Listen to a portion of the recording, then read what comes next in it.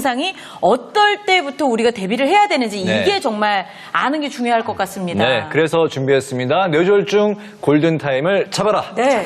몸이 보내는 뇌졸중 위험 신호. 먼저 그 윗부분부터 머리부터 살펴보겠습니다. 짠. 두통. 아, 두통. 두통이 또 뇌졸중의 신호가 될 수 있군요. 그렇습니다.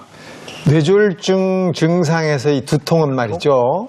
평소 경험하는 두통과 완전히 수준이 다릅니다. 이 뇌졸중이 발병하기 전에 급작스럽게 나타나는 두통이 어떠냐면 벼락 맞는 것 같은 평생 한 번도 느껴보지 못한 망치로 뒤통수를 두들겨 맞은 듯한 이런 통증이 나타난다고 그래요. 또 통증과 함께 의식을 잃는 경우도 꽤 많은 것으로 돼 있고요. 이렇게 되면 사실 뇌 속의 압력이 올라가면서 소뇌, 이 평형을 잘 잡게 만들어주는 소뇌도 또 구토중추도 눌리면서 어지럼증, 구토 이런 게 같이 나타나게 됩니다. 네. 두통의 원인이 혈관의 문제일 수도 있다는 거잖아요. 저도 일이 많고 피곤하고 그러면 두통이 가장 먼저 오거든요. 이런 증상도 그냥 지나쳐서는 안 되는 거네요. 그럼요. 그러니까 늘 앓고 있었던 그냥 내가 항상 경험했던 그런 종류의 두통이라면 괜찮을 수 있습니다. 하지만 오 교수님 말씀해 주신 대로 정말 한 번도 느껴보지 못했던 아주 강렬한 두통이 있다면 반드시 병원을 찾으셔야 되는데 실제로요. 대학병원 신경과를 찾아오신 그냥 일반적인 두통 초진 환자들 1,080명을 대상으로 조사를 해봤더니 대개는 스트레스성 두통, 1차 두통, 편두통 이런 식으로 원인 없이 생기는 두통이 대부분인데 7% 정도의 환자에서 명확한 원인이 나왔다는 연구 결과가 있었는데 그 7% 환자 중에서 절반 정도가 바로 뇌혈관 질환이었다는 거예요. 이게 적지 않은 숫자거든요. 그러니까 평소에 내가 좀 고혈압을 앓고 있다거나 또 갑작스럽게 막 두통이 생기고 어지러우면서 팔다리 마비가 약간 동반되거나 말이 좀 어눌해지는 것 같은 신경학적 이상 증상이 조금이라도 있으면 빨리 병원에 오셔서 진단검사를 받으셔야 된다는 거죠. 알겠습니다. 몸이 보내는 뇌졸중 위험 신호 첫 번째 이제 두통이 왔을 때 한번 의심해 봐라 뭐 이야기를 했었고요. 두 번째 보겠습니다. 시야장애, 시력에 좀 문제가 생기는 건가요? 네, 그렇죠. 그냥 단순히 노안이다, 뭐 근시다, 원시다 이런 느낌은 아니고요. 이거는 예를 들어서 우리가 오른쪽 뒤통수 쪽에 뇌졸중이 오면은 혈관이 막히거나 터지면은 환자의 왼쪽 부분이 안 보입니다. 그래서 운전을 하다가도 왼쪽에서 골목길에서 아이가 툭 튀어나오면 그대로 치고 지나갈 수도 있어요. 이 오른쪽 뇌가 바로 왼쪽 시야를 담당하고 왼쪽 후두 옆 쪽이 오른쪽 시야를 담당하거든요. 그러니까 내가 이렇게 테레비를 보고 있는데 TV 시청을 하고 있는데 자막이 오른쪽만 안 보이고 왼쪽만 보인다면 그러면 오른쪽 시야가 없어졌구나. 왼쪽 뇌에 문제가 있구나. 이렇게 빨리 알아채시고 병원에 오셔야 되는 거죠. 그래서 시력이 단순히 떨어지는 것이 아니라 한쪽 방향으로 잘 안 보이는 현상을 시야장애라고 합니다.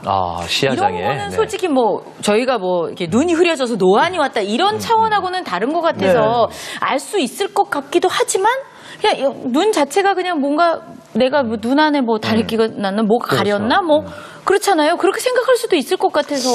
네, 그렇게 생각할 수도 있겠지만 아셔야 된다는 거죠. 확실하게 이 백내장 같은 증상과는 차이가 있습니다. 예를 들어서 백내장은 사물이 전체적으로 잘 안 보이고 흐릿해 보이고 안개 낀 것 같고 뿌옇게 이렇게 보이는 것을 말해요. 근데 뇌졸중으로 인한 경우에는 지금 보시는 것 같이 사물이 한쪽이 안 보여요. 반쪽만 보이게 됩니다. 이런 때는 절대로 그냥 넘겨서는 안 됩니다. 저런 경우도 있군요. 한쪽만 보이고 한쪽이 안 보이는. 아니 방송 보면서 많으신 분들이 지금 이제 헷갈려 하실 거예요. 아니 근데 저는 지금 항상 이렇게 뿌옇고 아프고 피곤하고 그렇긴 해요. 잠을 좀 잘 주무시라니까. 그런데 한쪽만 안 보이는 거는 확인할 방법이 없잖아요. 어떻게? 제가 알려드릴게요. 잠깐 나오세요. 해보세요. 한번 어떻게 하면 돼요? 여러분들 잘 보시고 댁에서 한 번쯤은 쓰셔서 해보셨으면 좋겠습니다. 저를 잘 보시고 자 눈을 한쪽을 가리시고 그 반대쪽 눈으로 제 양손을 보시는 거예요. 양손 손가락 다 보입니까? 네. 보여요? 네. 쭉 다 보입니까? 네. 오른쪽 보여요? 네. 왼쪽 보입니까? 네. 네, 이건 정상이죠. 반대로 보세요. 다행이네요. 반대로. 아직 괜찮아요. 기분 좋아지셨어. 반대로. 다 보이시나요? 네. 네, 쭉 옆으로 다 갑니까? 네, 양쪽 네, 다 네, 보여요? 예. 네, 네. 예, 지금 이거는 괜찮으신 거예요. 근데 뇌졸중이 오면 네. 여기에서 조금만 가도 한쪽이 안 보일 수 있어요. 어느 쪽이 안 보이느냐에 따라서 어느 쪽에 뇌졸중이 왔느냐를 우리가 금방 확인할 수 있는 거죠. 집에 계신 분들도 여러분, 지금 해보세요. 네. 한쪽이 안 보인대요. 그러면 뇌졸중을 의심해봐야 그렇죠. 된다는 말씀이시죠? 그렇습니다. 아, 예, 예. 아유, 두 분 감사합니다. 감사합니다. 나 건강해. 괜찮아. 아직은 괜찮으세요. 양쪽이 아니, 너무 다. 뭐 이렇게 해볼 때마다 문영민 선생님이 걱정하시고 긴장을 하시니까 뭐 잘 됐다 그럼 너무 다행이야. 그렇잖아요. 당뇨, 고혈압 이런 게 있는데 네. 예를 들어서 뇌졸중까지라고 그러면 네. 정말 끝나는 거예요. 네, 한쪽이 잘 안 걱정되실 보이는 것 이런 같아요. 시야 장애가 왔을 경우도 뇌졸중을 한번 의심해 볼 수 있다는 이야기였고요. 네. 몸이 보내는 뇌졸중 위험 신호 세 번째 보겠습니다. 언어 장애. 예. 네. 언어가 좀 말이 어눌해지는 건가요? 맞습니다. 네. 이 발음이 잘 안 되는 네. 현상을 우리가 구음 장애라고 부르는데요. 마치 정말 술을 좀 잔뜩 마셔서 혀가 잘 안 돌아가는 상황이랑 비슷해요. 예를 들면은 오늘 날씨가 참 덥습니다라고 말을 해야 되는데 혀가 잘 안 움직여져서 오늘 날씨가 참 덥습니다라고 얘기를 한다고. 다 안 되는 거네요. 그렇죠. 굉장히 잘하시네요. 그래서 이 순음이라든지 구개음이라든지 네. 설음 같은 것들이 복합적으로 잘 안 되거든요. 또 이런 문제는 이제 구음장애라고 하는 다른 문제도 있어요. 그건 단어가 잘 떠오르지 않는 거예요. 그래서 남들이 하는 말은 좀 알아듣겠는데 내가 하려고 하는 거는 잘 안 되고. 그리고 또 내가 어떤 말을 하는 거는 막 제대로 막 나오지가 않는데 네. 남들 하는 말도 잘 못 알아듣겠고 이런 증상들은 실어증이라고 합니다. 네. 그렇군요. 자, 몸이 보내는 뇌졸중 위험 신호 이제 마지막 네 번째 한번 알아볼게요. 전 편층 마비. 한쪽에 마비가 온다. 그렇죠. 예. 한쪽에 마비가 옵니다. 한쪽 팔과 다리에 힘이 빠지거나 마비 증상이 나타나는데 이게 바로 뇌졸중의 전조 증상입니다. 얼굴에 마비가 같이 오는 경우도 같이 있어요. 그래서 얼굴에 편층 마비가 오면 하면 입이 한쪽으로 땡겨지게 되죠. 네. 한쪽은 처지게 되고요. 이렇게 편층마비, 언어마비, 안면마비 이 세 가지는 전체 뇌졸중 환자한테서의 약 95%에서 보이거든요. 네. 이 세 가지만 기억해도 우리가 뇌졸중의 95%는 잡아낼 수 있다는 거죠. 자, 네, 뭐 네. 마비 증상은 뭔가 일단 몸이 뭔가 기능을 못하는 거는 알아차릴 수 있는데 요거를 그 전에 좀 체크할 수 있는 방법이 없을지 그것도 아주 궁금합니다. 간단한 방법을 준비했습니다. 네. 실제 저희들이 하는 건데요. 네. 일단 팔 쪽에서 힘이 빠졌는지 알아보려면 뭐 움직여보면 되겠지만 그것보다 쉬운 방법은 쭉 앞으로 나란히 해서 손을 하늘 방향으로 높여주세요.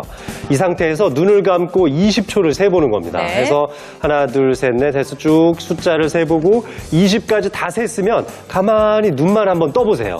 떴을 때 어때요? 양쪽 손이 똑같이 같은 위치를 고수하고 있다면 네. 정상입니다. 하지만 한쪽 방향의 팔이 약간 돌아갔다거나 아니면 조금 처졌다거나 하면은 그쪽 방향의 팔에 힘이 빠졌다고 볼 수 있습니다. 그렇군요. 아주 미묘하게 힘이 빠졌을 때도 이걸 가지고 알아보실 수 있으니까 아주 간단하게 기억해 두시면 좋겠습니다. 양손의 기울기나 높이가 다르면 뇌졸중을 한번 의심해 볼 수 있다. 맞습니다. 또 다른 자가 진단법도 있나요? 그리고 한 가지 더 준비했는데요. 팔로 하는 검사를 해봤으니까 이제 다리로 하는 검사를 한번 제가 시범을 좀 보여드릴게요. 네. 대개 이제 저희들은 진료실 안에서도 준비할 때 까치발을 이렇게 들고 한번 해보라고 하는데요. 네. 한번 같이 해보실까요? 까치발. 네, 네. 제자리에서 까치발. 이렇게 까치발을 들고 가볍게 제자리 걸음을 한번 걸어보시라고 해요.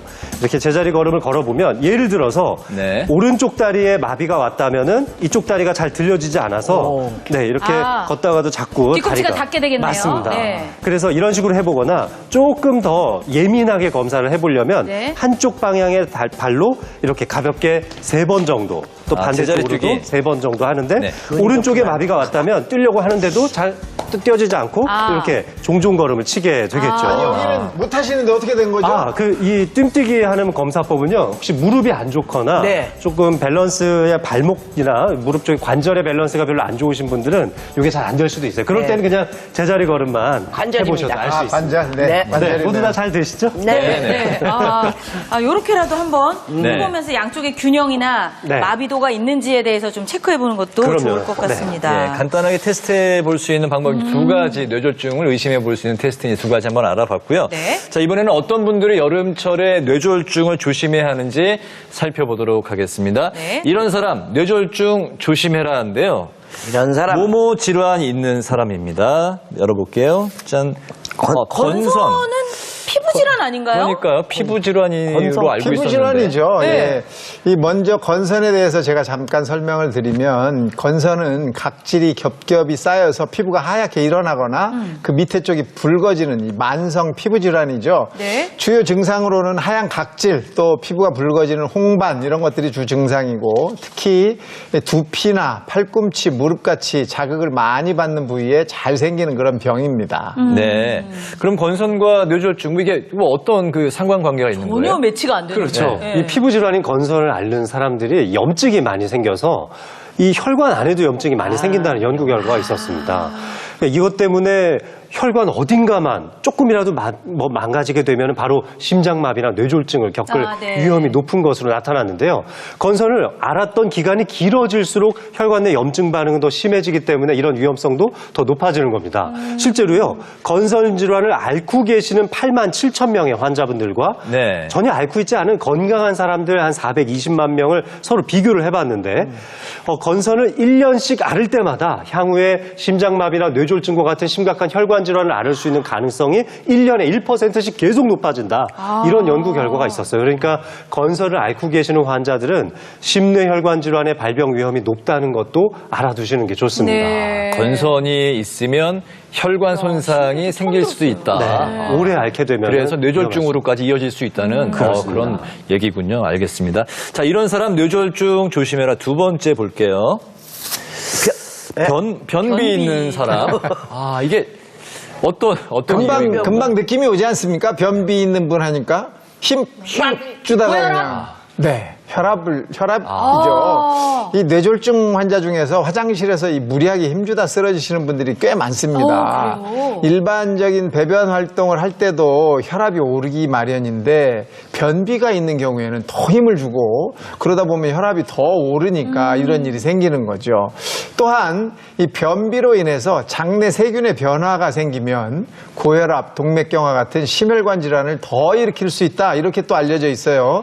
실제 미국의 한 대학에서 퇴역 군인 336만 명을 대상으로 변비와 심혈관계 질환의 상관관계를 7년 동안 추적을 했는데 변비가 있는 분은 없는 사람에 비해서 관상동맥 질환 발병 위험률이 11%나 높고 뇌경색 발병 위험률이 19%나 높은 것으로 확인이 됐습니다. 아니 지금 변비로 고생하시는 분들이 사실은 많아요. 꽤 되잖아요. 네. 그러니까 지금 보시면은 가슴이 철렁하실 것 같은데 네. 그럼 이런 경우에는 어떻게 변비약이나 이런 걸로 좀 어떻게 좀 그렇죠. 편안하게 아니 뭐 상황을 꼭 만드는 필요한 경우에는 예. 당연히 전문가 상담을 통해서 복용을 해야 되죠. 네. 이 만성 변비 있는 경우에 이제 변비약을 장기적으로 복용을 하시는 경우가 있는데 이 변비약이 내성이 생기는 경우가 있어요. 이러다 보면 대장 운동이 잘 안 돼서 결론적으로는 변비에 더 악영향을 주는 경우도 있거든요. 네. 그래서 의사로서 드릴 수 있는 올바른 식습관을 더 권장드립니다. 장내 세균의 먹이가 되는 식이섬유가 아주 풍부한 채소나 과일을 먼저 많이 섭취하시는 것이 우선적인 방법일 것 같습니다. 네. 알겠습니다. 변비도 뇌졸중을 조심해야 된다 알아봤고요. 이런 사람 뇌졸중 조심해라. 마지막 세 번째 볼게요. 뭐뭐 있는 사람인데요. 뭘까요? 충치? 충치. 충치가 그래요? 예. 충치가 또 뇌졸중하고도. 난 변비까지 이해했었대. 아침밥, 심밥! 아니야. 힘 주면 안 돼. 문영미, 천천히. 전 혼자 그러면서 변비를, 이렇게 혼자 그러는데. 네. 충치는 아니 치과 언제 다녀오셨어요, 선생님? 치과 점검 치료 그런 거 가잖아요. 임플란트 밖에만 박았지. 네. 점검을 안 받아요. 아하, 이게. 꽤 오래되신 것 같아요. 그렇죠? 거의. 네. 근데 이거 관심을 좀 가지셔야 돼요. 충치하고 근데 전혀 상관없을 것처럼 네. 생각이 되지만 뭐 예를 들어서 변비처럼 어떤 행위 때문에 영향이 바로 나타나는 것은 아니지만 충치가 있으면 뇌졸중 위험이 커진다는 연구 결과가 있었어요. 미국의 한 연구팀이 뇌졸중이 전혀 없었던 6,500여 명을 대상으로 30년이나 추적 관찰을 계속 해봤는데 연구 후반으로 갈수록 충치 없는 사람보다 충치 있는 사람이 뇌출혈로 인한 뇌졸중 위험이 계속 높아진다는 게 나온 거예요. 실제로 뇌졸중 환자 84%의 이 두뇌에서 구강세균이 발견됐다는 연구도 있었습니다. 이 핀란드의 한 대학에서 했던 연구에서는요, 10년 동안 뇌졸중 환자 75명의 혈전 흡입물을 계속 분석을 해봤어요. 혈관 뚫어주는 시술을 하면 그게 나오거든요. 근데 여기서 뇌졸중 환자의 84%가 이 두뇌 속에서도 이 입에서 자라나는 세균이 관찰이 됐던 거죠. 그리고 또 79% 정도의 환자에서는 치아에서 발견되는 박테리아의 DNA가 직접 건출되기도 했었습니다. 무서운 일이죠. 이 치아에 있는 세균이 나중에 혈관을 타고 뇌로 가서 가깝잖아요. 뇌졸중까지 이렇게 될 수 있다. 또 미국의 한 의과대학에서는 이 잇몸병을 유발하는 구강내 세균이 치주 질환만이 아니라 동맥경화의 위험까지 증가시킨다 이렇게 확인을 했는데요. 이 세균은요 사실 치아와 잇몸 사이를 파고들어서 잇몸에 염증을 일으켜서 치주 질환을 유발하는 세균인데 혈관에도 염증을 일으키는 게 확인이 된 거예요. 그러면서 혈관벽을 두껍게 해서 동맥경화의 위험인자가 되는 것으로 확인이 됐습니다. 그렇기 때문에 치아 건강뿐만 아니라 심내혈관 질환의 위험성을 없애기 위해서라도 치아 관리는 아주 꾸준히 좀 잘 좀 해주세요. 제발 좀. 네. 충치가 뇌졸중을 일으킨다. 맞아요. 그러니까 오늘 처음 그런 알았어요. 원인이 될 네네. 수도 있으니 좀 더 조심해. 중요한 건 이제 관리를 열심히 해야 돼요. 그렇죠. 건선도 그렇고 변비도 그렇고 충치도 그렇고 잠깐 우리가 그냥 스쳐 지나갈 수 있는 증상들에 대해서도 좀 알았는데 요거를 파악하는 것도 중요하지만 이런 것들이 이제 나 이상한데 이렇게 알기 전에 좀 이렇게 알 수 있는 미리 알 수 있는 방법이 없을까요? 맞아요. 그런 게 있어요. 이 뇌졸중을 예방하기 위해서는 뇌졸중이 오기 전에 증상이 살짝 나타났다가 사라지는 미니 뇌졸중이라는 게 있어요. 요걸 또 확인해 줄 필요가 있거든요. 네. 미니 뇌졸중 미니. 그런 게 있습니다. 이 미니 뇌졸중이라는 것은 뇌졸중 증상이 나타났다가 24시간 안에 사라지는 경미한 증상을 말하는데요. 이 자연적으로. 그렇죠. 네. 이 뇌졸중의 예고편이라고 할 수가 있어요.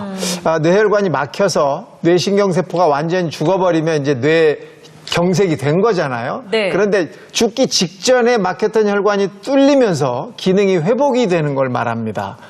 정말로 참 신기하죠. 아직 안개는 자연적으로. 내가 사라지는 거는 봤어. 안개는. 근데 뭐 뇌졸중이 미니로 왔다가 싹 사라진다는 거는 듣는이 처음이고요. 네. 그거 진짜로 있어요. 혈관이 이렇게 좁아졌다가 다시 싹 다시 원상- 풀리는 거예요. 그러면 증상이 왔다가 싹 회복이 되니까 모르는 내가 거야. 몰라. 내가 뭐 어때서 아까까지는 내가 증상이 있었는데 지금은 괜찮네 예.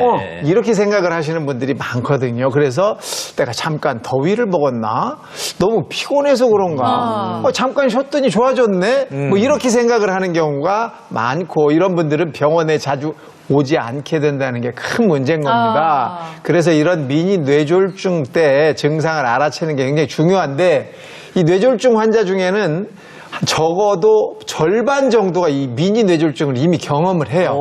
그리고 이 미니 뇌졸중에서 뇌졸중이 재발하는 확률의 절반 가까이가 이틀 동안 안에 발생을 합니다. 이틀 안에요? 그렇죠. 그래서 이런 증상이 한번 왔다가 사라지면 이틀 내에 큰 뇌졸중이 발생할 확률이 높아지는 거예요. 진짜 전조 증상이네요. 그렇죠. 그래서 이 미니 뇌졸중을 겪은 환자분이 만약에 병원을 그때 찾아오시게 되면 이분들은요, 치료를 오래 하지 않아요. 보통 2, 3일 사이에 그냥 바로 해결을 해서 집으로 보내드립니다. 약물 치료만 하면 뇌졸중을 막을 수가 있기 때문에 이때는 아주 그냥 금방 해결이 되거든요. 그러니까 이 시기를 알아채는 것은 정말 중요하죠. 근데 미니 뇌졸중이 왔을 때 금방 병원에 가서 치료받으면 금방 이제 상태가 호전될 수 있지만 사실 말씀하신 것처럼 이게 뭐 잠깐 갔다가 그냥 부지불식간에 또 사라지기 때문에 근데 그냥 괜찮은데 하고 그러니까 갈 병원 확률이 가기는- 저라면 클 것 네. 같아요. 그냥 어. 괜찮으니까 뭐 잠깐 뭐 내가 착각했나? 네. 호들갑 떨지 말아야지 그러니까. 이러면서 그냥 끝날 것 같거든요. 근데 그 다음에 오는 게 나중에 센 놈이 오는 거군요. 네, 맞습니다. 그러니까 미리 이 뇌졸중이 오기 전에 예방할 수 있는 우리 뭐 생활 습관이라고 할까요? 뭐 운동을 통해서 네. 좀 개선할 수 있는 그런 방법이 좀 있을까요? 귀찮고 어려운 방법 알려드리면 또 싫어하시잖아요. 그래서 이 위험인자 관리를 하는 게 정말 중요한데 네. 진짜 중요한 위험인자가 바로 고혈압인데요. 혈압. 정말 1년, 2년 동안 혈압 한 번도 안 재보신 분들 많으실 거예요. 저는 1년에 딱 4번만, 딱 3, 4번만 재보셔라. 그래서 계절에 한 번 정도만이라도 이렇게 지나가다가 주민센터만 가도 재볼 수 있고요. 또 약국에만 가도 요즘 재볼 수 있는데 사실 코로나 때문에 직접 그런 남이 썼던 장비를 쓰기 어려우니까 굉장히 저렴해졌거든요. 네. 저렴한 장비, 건전지 넣어서 쓸 수 있는 거 해서 집에서 한번 1년에 서너 번 정도 가족들끼리 돌아가면서 꼭 재보셨으면 좋겠고요. 네. 만약에 그런데 혈압이 좀 올라갔다. 내가 고혈압이 좀 있는 것 같다. 그러면 조금 더 자주 재보세요. 그리고 가능한 일찍부터 약을 먹는 게 굉장히 중요하고요. 이런 원리 원칙들이 당뇨나 고지혈증에도 똑같이 적용됩니다. 1년에 그저 서너 번 정도만